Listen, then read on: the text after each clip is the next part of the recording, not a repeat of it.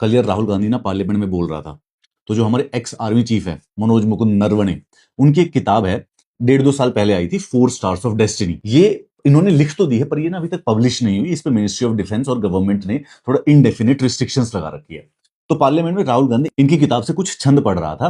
वहां पर defence minister और अमित शाह जी ने कहा कि ये किताब अभी तक पब्लिश नहीं हुई है, तो आप इसको पार्लियामेंट में बोल नहीं सकते। ये तो इंस्टाग्राम है। 4 स्टार्स ऑफ डेस्टिनी की किताब के वो वाला जो सेक्शन है जो कि पार्लियामेंट में नहीं बोला जा सकता, उसको हम एटलीस्ट इंस्टाग्राम पे तो पढ़ सकते हैं। ये 2020 के चाइना के साथ जो इंडिया के बॉर्डर स्कर्मिशेस हुए थे ना, ये उसके बारे में है। तो आप भी बढ़िए, मैं पढ़ के सुनाता हूँ तेजी से। तो 31 अगस्त 2020 को शाम 8:15 बजे भारतीय सेना के उत्तरी कमान के जो प्रमुख लेफ्टिनेंट जनरल योगेश जोशी है, उनका एक फोन कॉल आया। सामने से जानकारी मिली तो बहुत चिंतित थे। 4 चीनी टैंक पैदल सैनिकों के साथ पूर्वी लद्दाख में रेचिनला की ओर चढ़ना शुरू कर चुके थे। जोशी ने इस गतिविधि की सूचना सेना प्रमुख जनरल मनोज मुकुंद नरवणे को दी, जिससे तुरंत स्थिति को गंभीरता को समझ लिया। ये टैंक कैलाश रेंज पर भारतीय मोर्चों से कुछ 100 मीटर की दूरी पर थे। भारतीय सैनिकों ने एक चेतावनी के तौर पर आसमान में ऐसे गोले दागे जो कि सिर्फ लाइट करते, उसका कोई असर नहीं हुआ और चीनी फिर भी आगे बढ़ते रहे। इसके बाद नरवणे ने भारत के राजनीतिक और सैन्य लीडरशिप के प्रमुख लोगों को लगातार फोन करना शुरू कर दिया। रक्षा मंत्री राजनाथ सिंह, राष्ट्रीय सुरक्षा सलाहकार अजीत डोभाल, राष्ट्र रक्षा प्रमुख जनरल बिपिन रावत और विदेश मंत्री एस जयशंकर।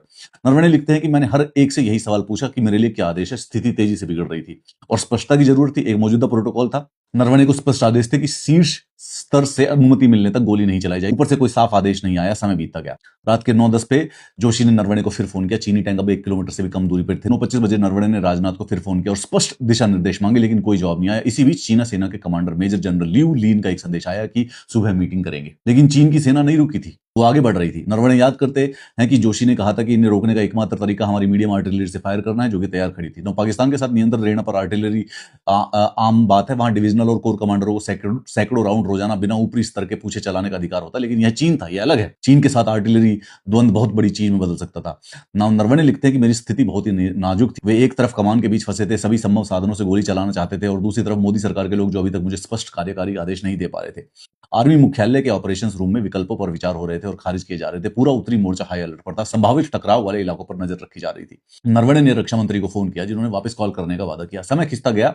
हर मिनट चीनी टैंक और करीब आ रहे थे। राजनाथ ने 10:30 बजे वापस फोन किया। उन्होंने प्रधानमंत्री नरेंद्र मोदी से बात की थी। मोदी के निर्देश सिर्फ एक वाक्य में थे, जो उचित समझो वो करो। मतलब यह पूरी तरह सैन्य फैसला होना था। मोदी से सलाह ली गई, उन्हें पूरी जानकारी दी गई, लेकिन उन्होंने खुद फैसला लेने से इनकार कर दिया। नरवणे याद करते कि मुझे एक गर्म आलू थमा दिया गया था। इस पूर्ण छूट के साथ अब सारी जिम्मेदारी मेरे ऊपर आ गई थी।